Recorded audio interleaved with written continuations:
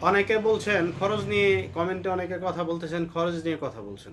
খরচ নিয়ে কেন কথা বলছি? স্থায়ী খরচ বনাম পরিবর্তনশীল খরচ। আমাদের মধ্যে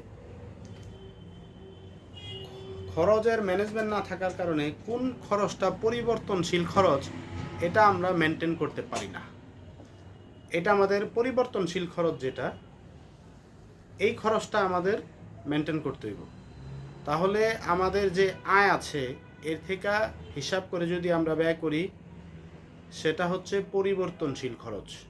আর একটা স্থায়ী খরচ, যেটা আপনি বউ বাচ্চার পিছনে খরচ করবেন, মা বাপের পিছনে খরচ করবেন, আত্মীয় স্বজন এতিম মিসকিনের পিছনে খরচ করবেন, আপনার বিজনেসের অ্যাডভাইসের ক্ষেত্রে খরচ করবেন, আপনি স্টাফদের পিছনে খরচ করবেন, ইফতারি খাওয়াবেন, যেগুলো করবেন এটা তো স্থায়ী খরচ। আর একটা হচ্ছে পরিবর্তনশীল খরচ, সেটাকে পরিবর্তন করবেন। সমস্ত বন্ধুদের জন্য আন্তরিক শুভকামনা রইল। সকলের পথ চলা হোক আলোকিত এবং সকলে